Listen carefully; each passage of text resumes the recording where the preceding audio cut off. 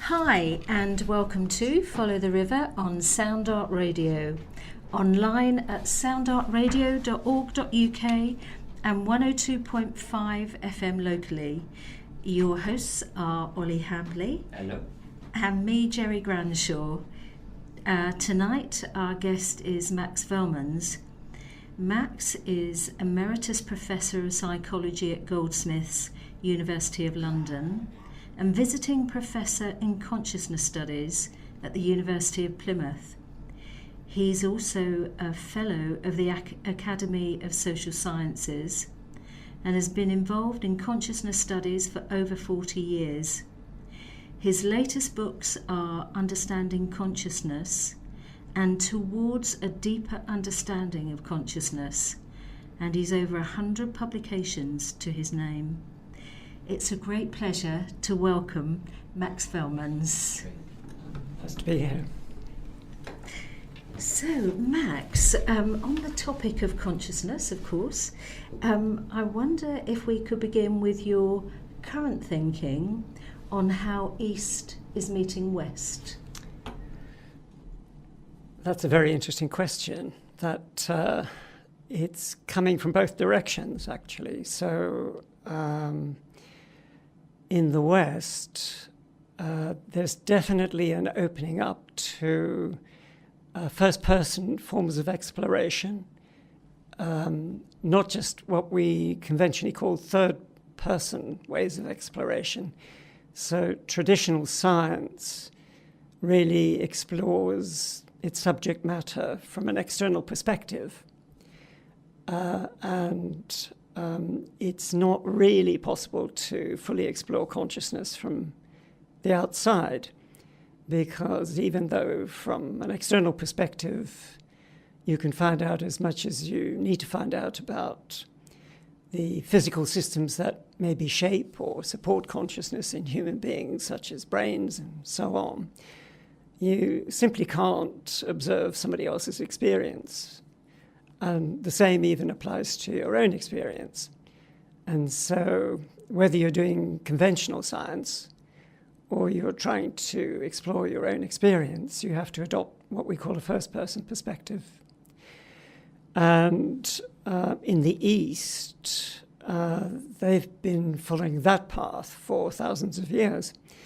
And so with a reawakened interest in looking at methods of doing that in the West, those who are deeply engaged in that are also looking to whatever insights that might be gained from the East. Looking at it from the continent of India, for example, for many years, Indian psychology was, certainly in the last 100 years or so, influenced by Western psychology. So with the occupation of India by the British, for example, That's interesting. And the importing of Western culture up till about maybe 15, 20 years ago, even within Indian academia, they would simply be adopting Western methods. But then in the last 2 decades, I would say, there's quite a strong movement within India to own its own ancient history, really, and to capitalize on the depths of their own culture and to offer something to the West in return. And so they're very much in the process of developing what they would call Indian psychology, which has distinct characteristics. For example, within India, there never was and still isn't a very clear separation between philosophy, deep philosophy about the nature of the universe, reality, and so on, and psychology. And the simple reason for that is that their main method of exploring what they would regard as ultimate reality involved psychology, an inner psychology and an inner form of exploration. So it's very active, really. And I would also say that as a response to, if you like, the human condition as perceived in the West, that various groups are much more interested in some of these basic questions in the West. So to understand our own nature, to understand human nature, to understand the drives of human nature, to understand, if you like, the emptiness of and meaninglessness that many in the West feel a condition of their lives, and also maybe even a condition of their politics and social systems.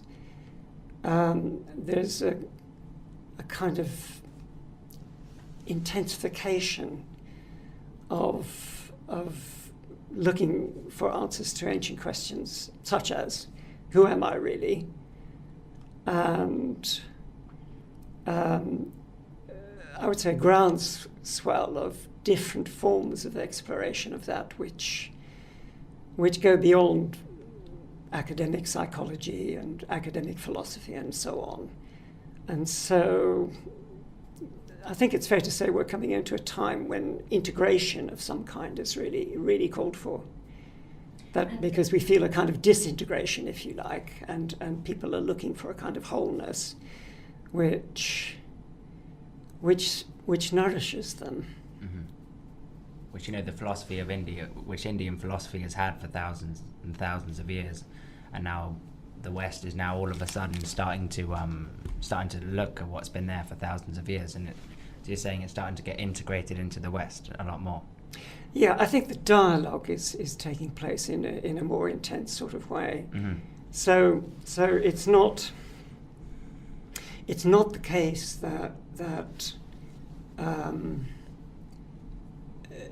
shall we say, amongst those who are really looking for, how might such an integration work, it's not so much a case of taking over a complete system, mm-hmm.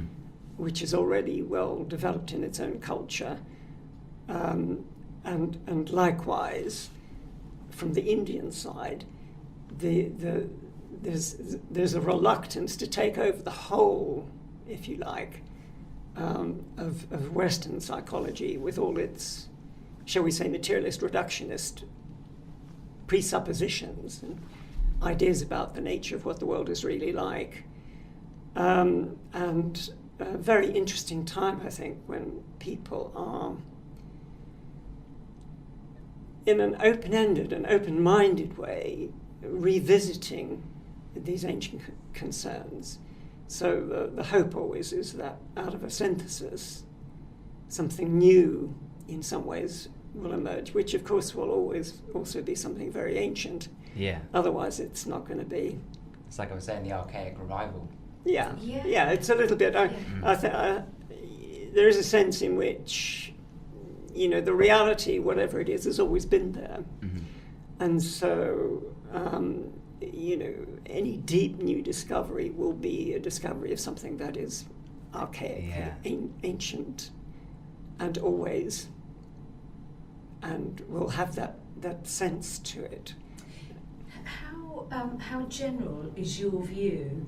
Because this is intensely interesting.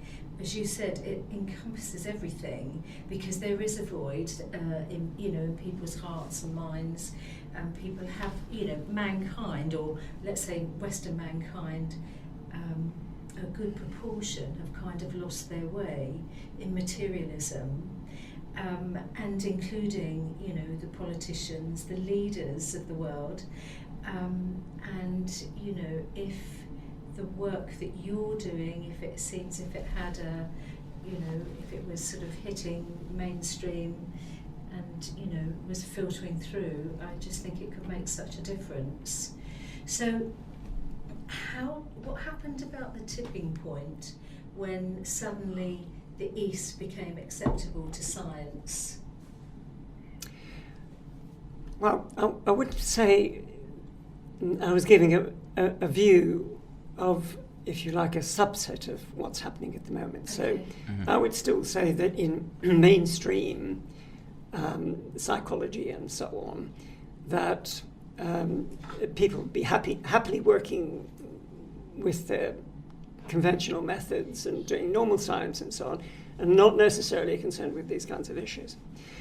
But within consciousness studies itself, as a particular sub-area, you have, if you like, an obvious fulcrum for all this, that would lead to a tipping point. And the reason for that is that even within mainstream science and mainstream philosophy in the West, it would be generally accepted that consciousness itself is a bit of a problem.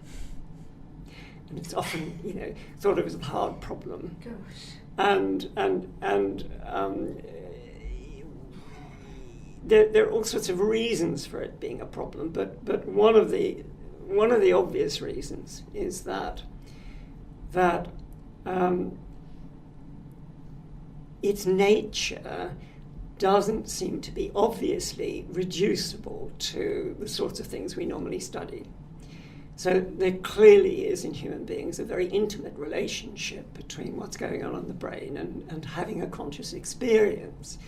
But if you examine the brain, you won't find from an outside perspective anything that resembles a conscious experience.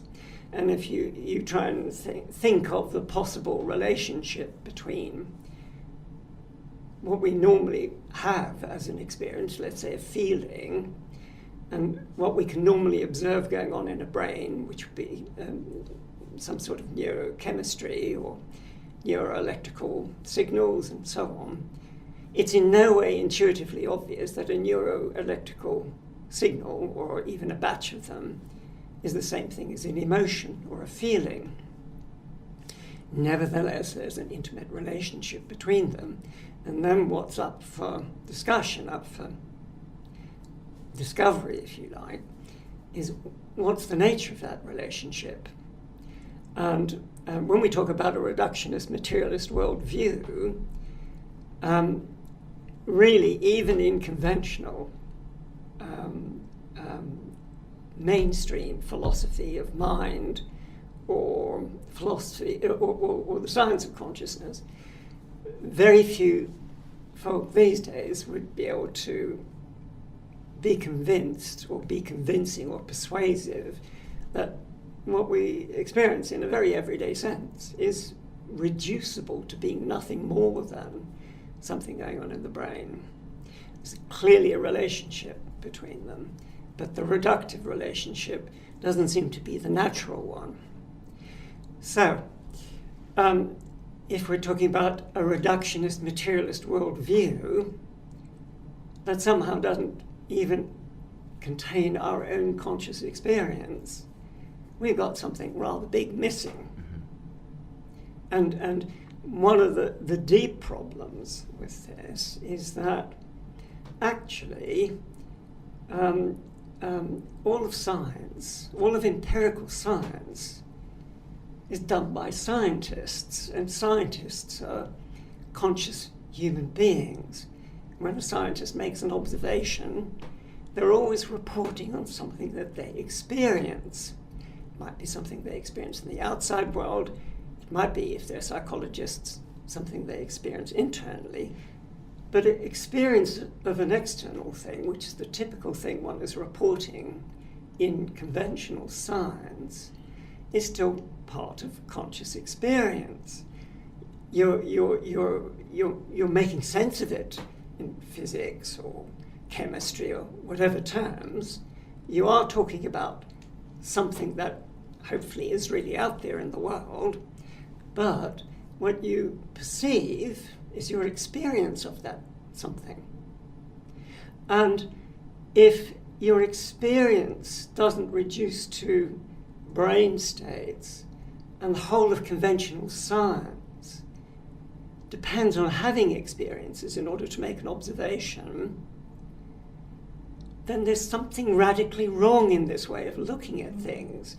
there's if you like, an internal inconsistency in a materialist view of the nature of science, and once that penny drops deeply enough for people who are open-minded enough to hear that, then they would naturally be saying, okay, in what way can we broaden our conception of what science should be like, so as to include even ordinary conscious experiences. We're not even talking about extraordinary conscious experiences of the kind which, are typical in, shall we say, meditative traditions or other ways of exploring consciousness, which are also very much part of consciousness studies. So far we're just talking about very conventional things, ordinary emotions, thoughts, feelings, perceptions, and these they can't really be encompassed into a materialist reductionist view of the world, because that view doesn't contain the experiences within it in any obvious sense. Okay, so we've got a stack of questions. Sorry, I was so interested in what you were saying, I was losing my touch. Did you?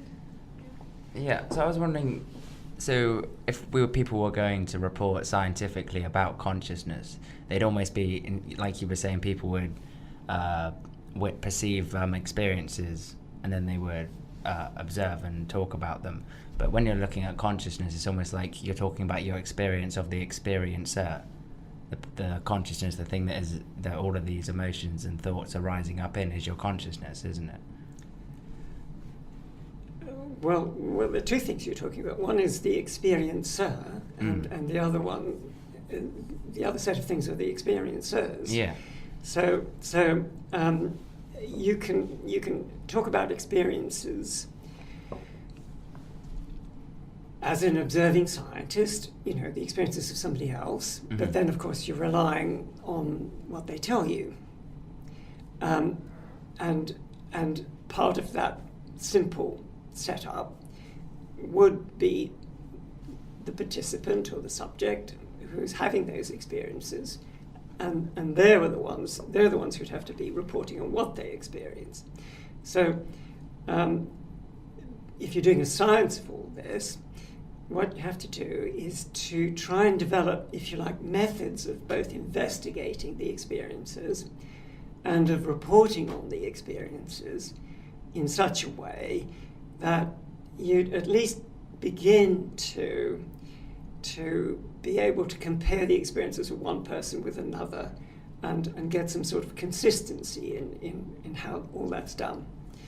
Now, that's a big topic, and it was actually how psychology started, at least modern psychology in the 19th century.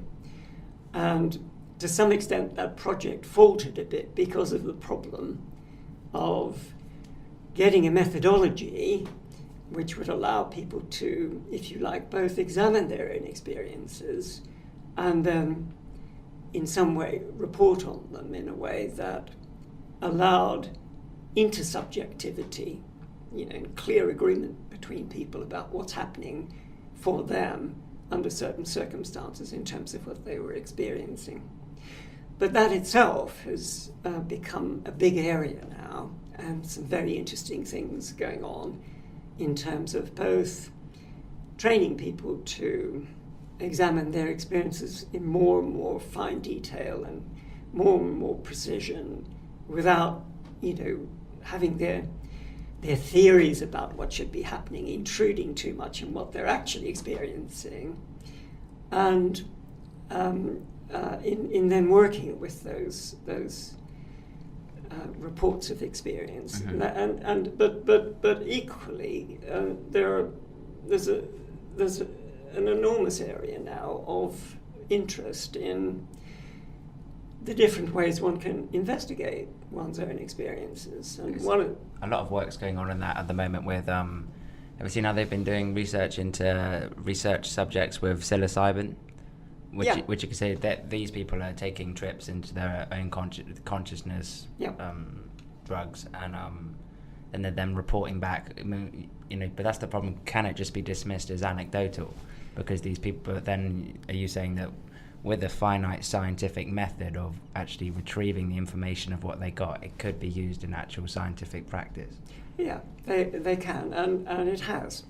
So one of the interesting things that's happening at the moment in literally, I would say, this is really quite recent, last 10 years, I would say, is that various very respected laboratories around the world are starting to study the effects of psychedelic substances on, in the many effects, both, very much in a clinical context, for example, but also trying to work out what's going on. And there's, for instance, a major unit in Imperial College London. There's lots of work going on with psilocybin at Johns Hopkins University in the United States, just to name a couple. There's interesting work going on in Zurich, University Hospital Zurich, where, for instance, LSD was discovered. Oh, was it? Yeah, that was in Zurich. I thought that was London. No. It was it Austria or Germany? Where No, it was Switzerland. Ah, Switzerland. Yeah. So, the if you like, what's driving some of that research within those laboratories is that some of these substances have very powerful therapeutic effects in specific situations. So, for example, with terminal cancer, it's been found that LSD, psilocybin, can have a powerful effect on easing depression. People are not so afraid of the outcome. They're more at peace with themselves.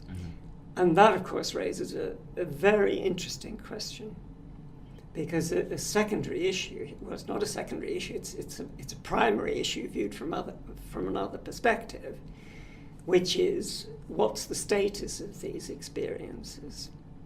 So a classical, reductionist, materialist way of looking at that would say, well, this is just a piece of chemistry which has been, added to normal brain chemistry, and the brain is now operating in a dysfunctional, confabulatory fashion, and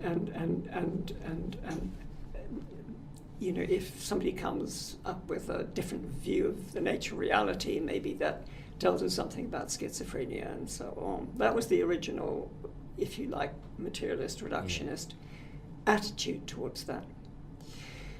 But recent studies, for example, let's say these were pioneered at Johns Hopkins University, looked specifically at the characteristics of psilocybin and the experiences that subjects had in very controlled situations with that, and looked at their characteristics. So they had very detailed methods for getting reports of what it was that people experienced, where there were, if you like, definitive characteristics for that particular kind of experience, what the effects were of those experiences, how people themselves rated those experiences in terms of whether they were important experiences to them, and for example, was this the most important experience of your life?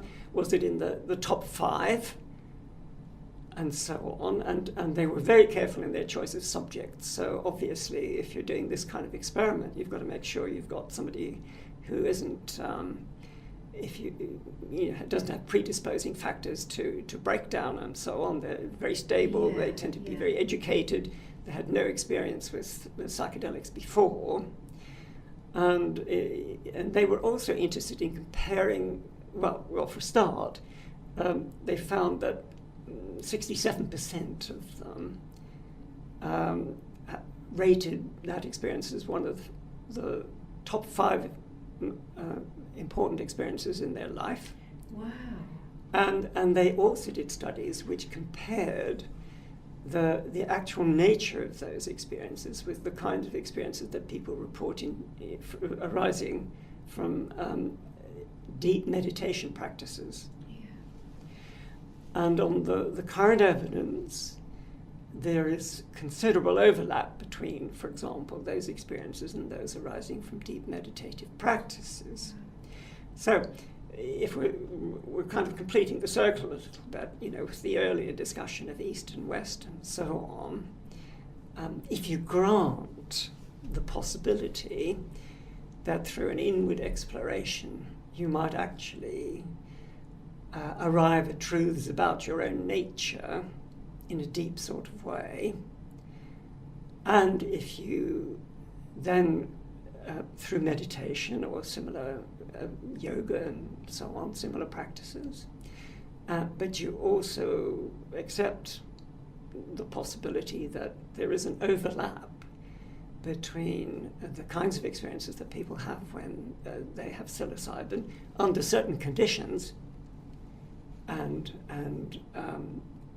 those reported under meditation, then it starts to look that, appropriately handled, and I have to emphasize the appropriately handled bit, there is great potential in certain situations in the use of these substances for not just therapeutic practices, people are dying of cancer and so on, but for people searching for deeper meaning and insights, if you like, of a personal kind into their own deeper natures that has to be taken seriously. I think that answers that question. Oh, that was really interesting. Okay, here's a big one. Now, I hope I've understood something that you've written. Could you say something about how you see our experiences coming into being? What you said was there's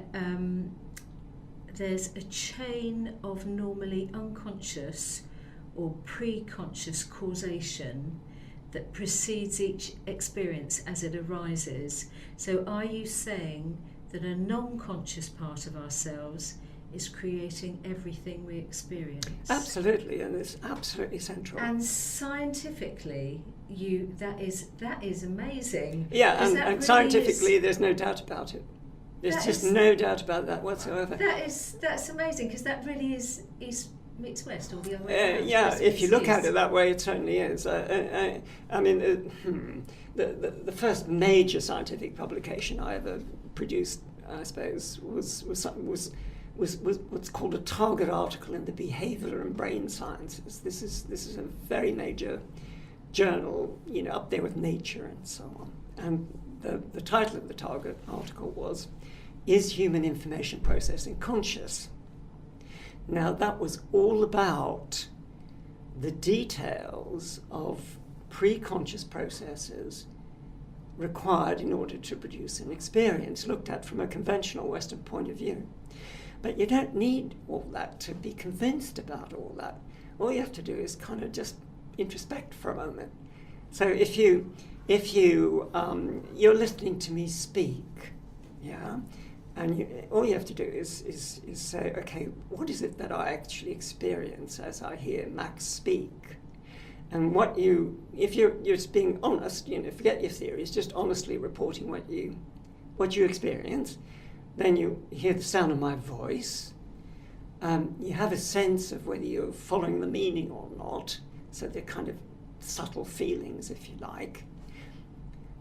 But you have no idea of the processes which enable you to do that. Now, actually, that's one of the topics I used to teach in my 40 years of teaching psychology to undergraduates.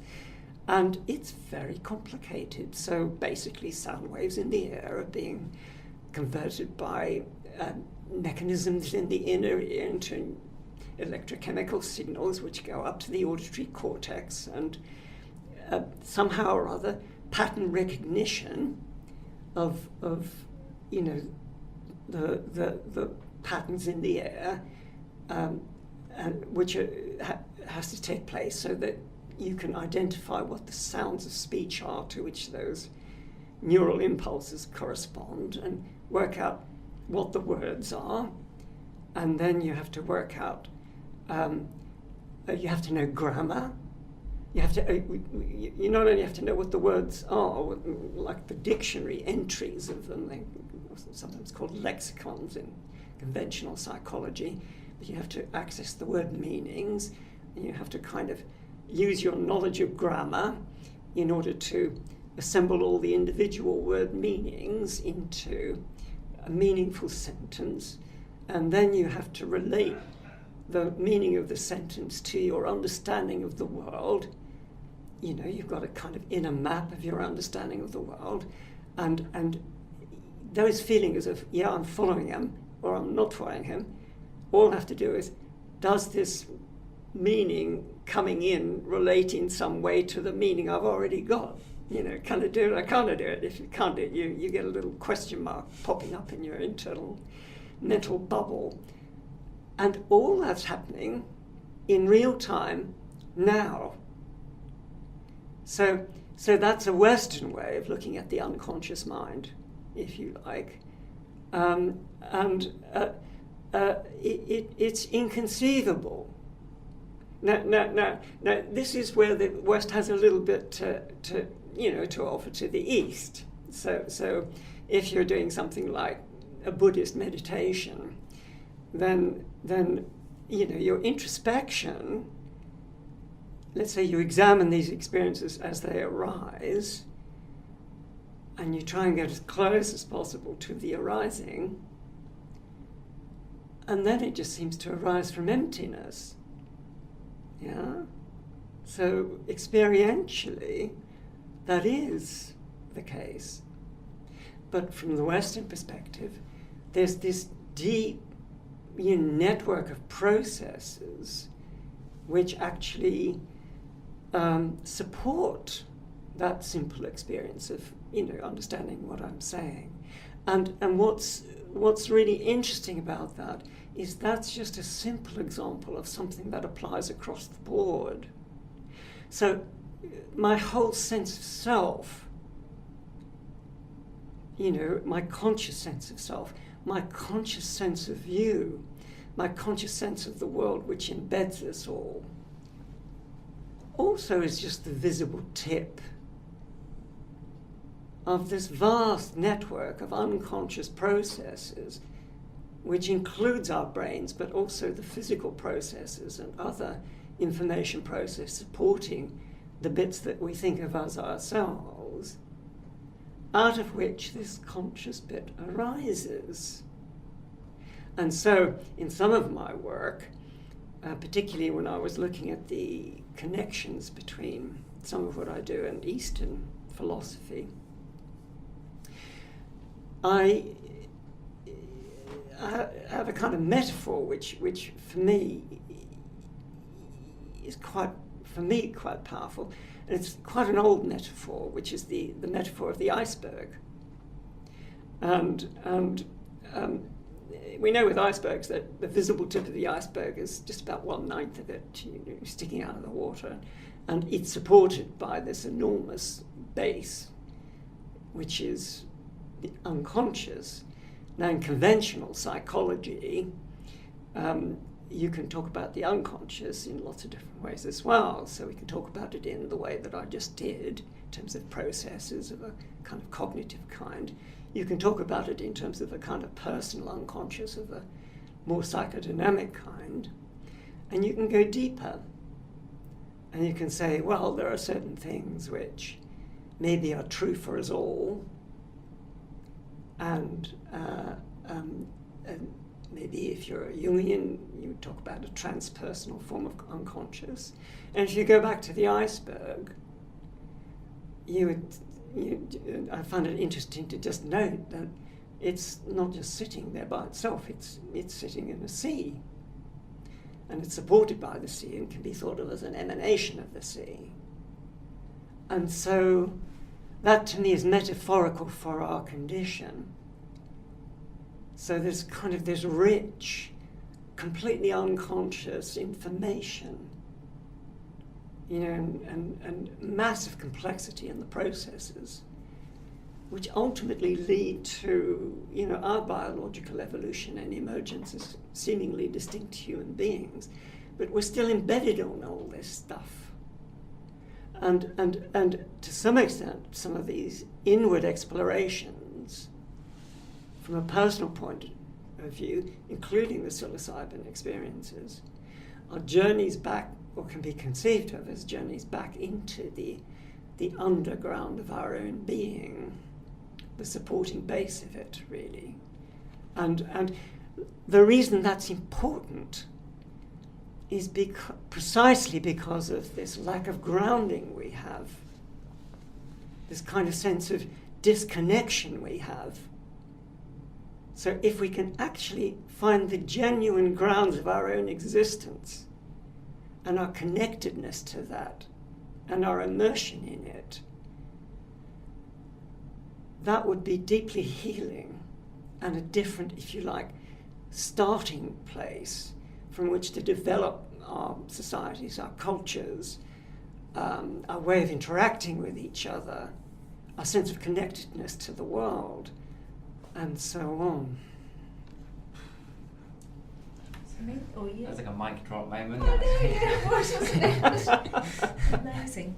Sorry, do you want to go? No, carry on. Sorry, yeah, thanks. Well, that is so fascinating, and I was sort of thinking, like, when we leave the studio, it's like we walk down the road, we have the experience that we're moving, but of course we are perfectly still, and it's like the complexity of the world around us. So what you're saying is that somewhere within that sort of the sort of the bottom part of the iceberg, that sort of like creativeness is coming up, because we're not in control of that. Although we think we're walking, actually we're not really going anywhere. We're perfectly still, aren't we? It's like this vision is coming up, because it is an illusion. There can't be a 3D. It's just an illusion, isn't it? Well, I wouldn't quite want to say that. So it's when you say it's just an illusion, it's the just that yeah. That Let's gets get me. that out there. Yeah, okay. Yeah. Remove the just. Wipe it from the record. Yeah. What we can say is that it's a representation, and even if you're a conventional scientist and don't buy any of the stuff that I've just said, the way we perceive the world, and our bodies and the table in front of us and so on, is only a representation of what the world is really like. So even if you're just doing physics, you would give a completely different description of, if you like, the deeper nature of what looks like a solid surface, a table or a body. Our bodies, we only look at the exterior surfaces of bodies, and we tend to identify with how those look. But actually, that's just the skin bit, and it doesn't tell you anything about the thoughts bit, or the feeling bit, and so on. And so what quite a nice metaphor these days is to say, well, for everyday life, of course, all the things that we see for human purposes, can be taken as real. This is the world which we have to deal with, and all the problems in it that we have to deal with, and the pains are real and the pleasures are real for us, within this life. Now, that doesn't mean that that's all that's going on. So there are deeper connections, if you like. So coming back to the moving, we seem to be separate bodies moving around, and we're isolated from each other and so on. And the natural question to ask then is, well, if somebody is saying, well, it's all interconnected, where is it? And the natural place to look, if you're looking for a kind of convergence between, if you like, a scientific worldview and this kind of more spiritual worldview, would be in the microcosm of things. So what one would be expecting to find, I don't think it's there yet. There's a lot of talk about quantum mechanics and so on, and some of it is very suggestive. But in its present form, it doesn't quite get you to the complete interconnectedness. I could go into why, but if you just leave it to one side, because we don't need to go there for them. But ultimately, you would expect to find that, at a very deep level of analysis of physics, at the level of at least down to string theory, I would say, and certainly in informational terms, there is something of a primal interconnectedness that still remains. Let's say if you go with the Big Bang theory, that's still there. That would be the kind of thing you'd be looking for. Whether what I'm suggesting, as a place to look, is quite right or not.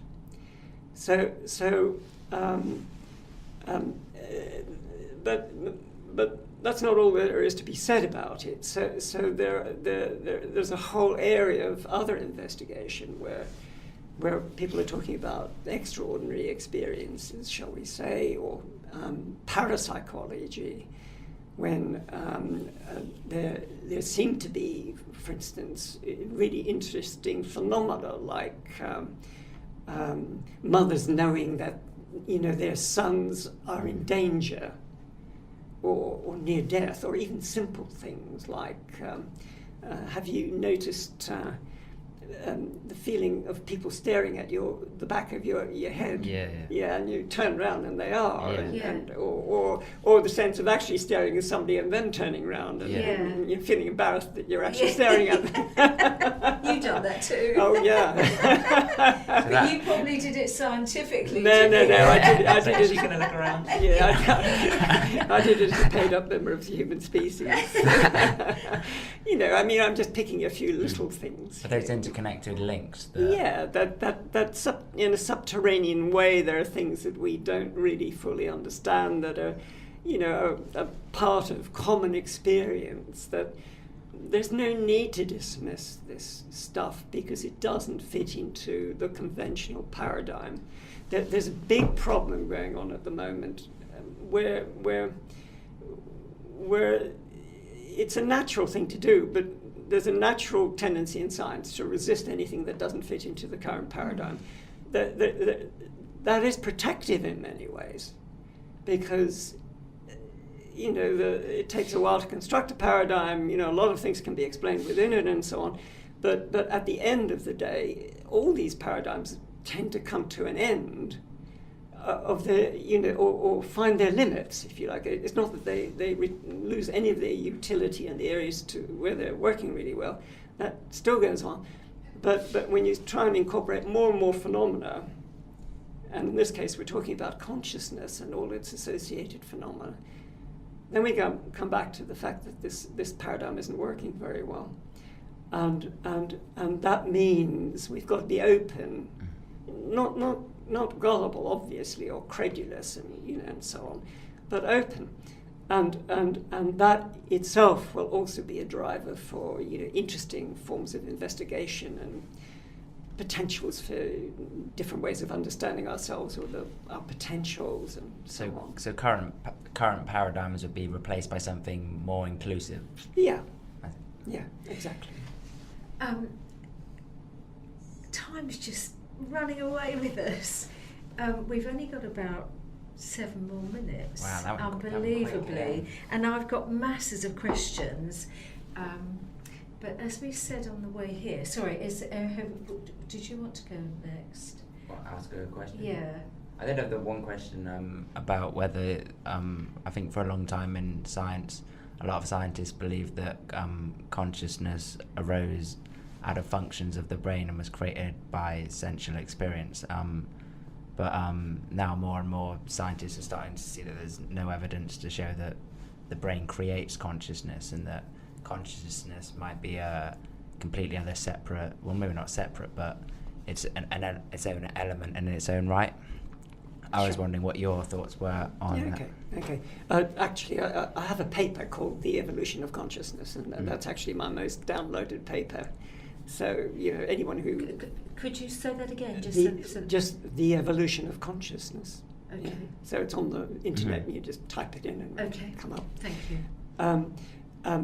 Running through it very quickly.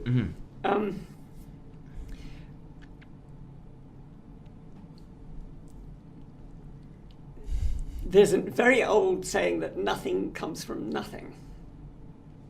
And so when one talks about the evolution of the brain,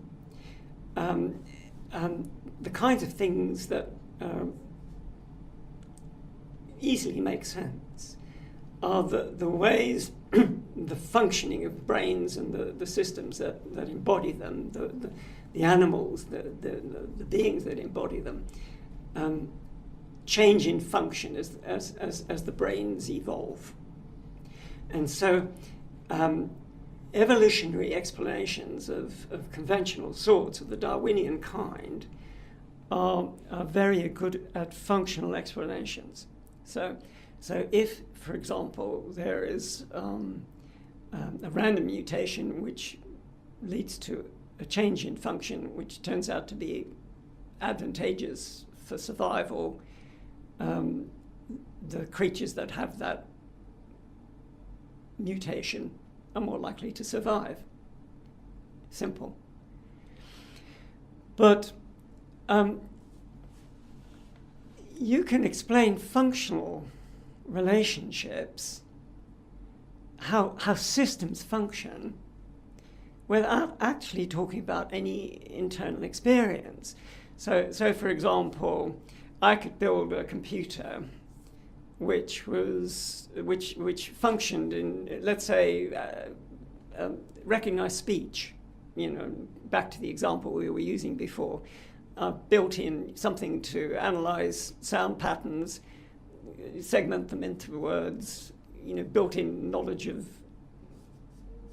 meaning, networks, grammar, ways of putting it all together, and so on. And basically what I would have put into that computer would be a very sophisticated computer program, nothing else. Now, whether the computer experienced anything as it was decoding speech and maybe carrying, Alexa, for example, carry out this, does Alexa experience anything?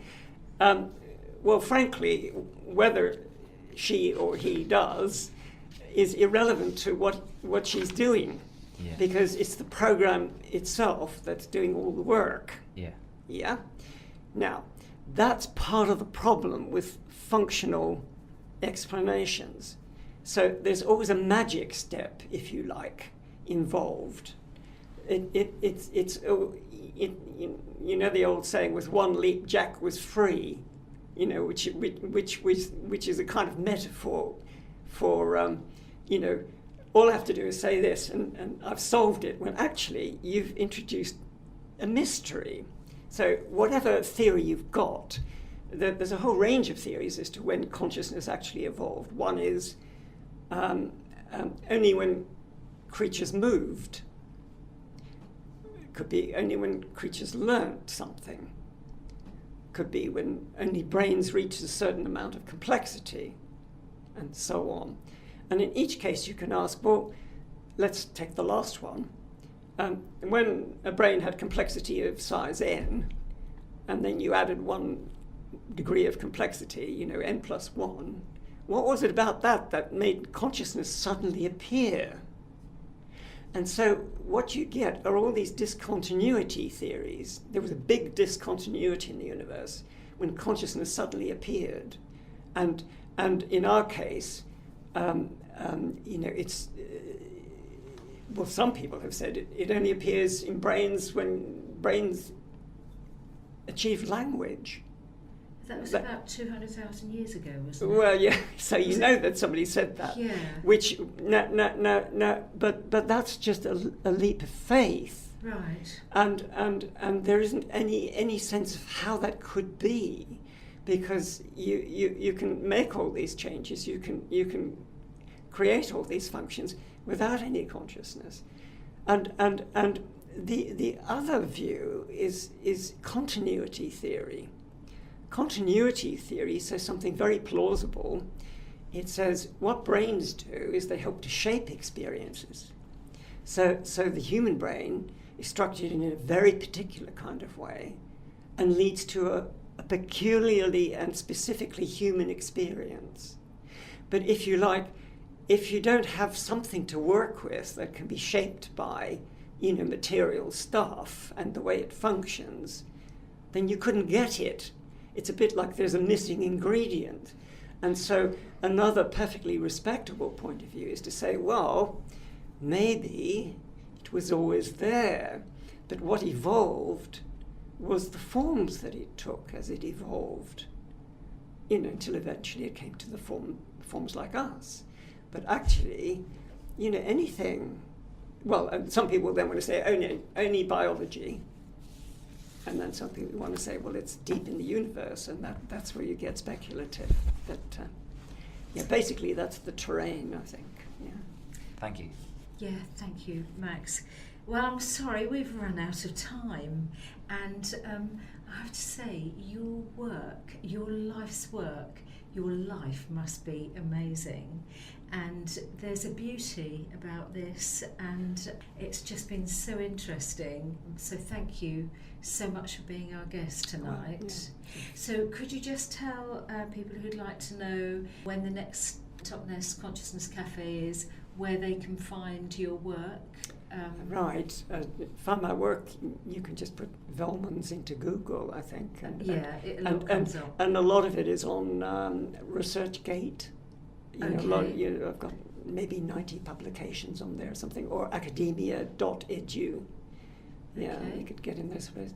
Next Consciousness Cafe is about ecological spirituality with Ursula King, who is really a very senior person in that area. So And a the professor date? of theology. Fantastic.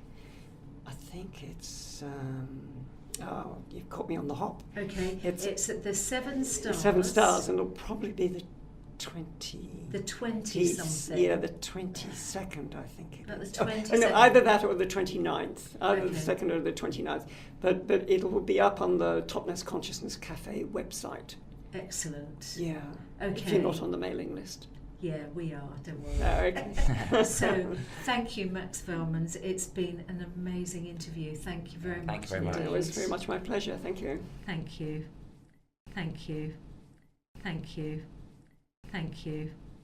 Thank you. Thank you.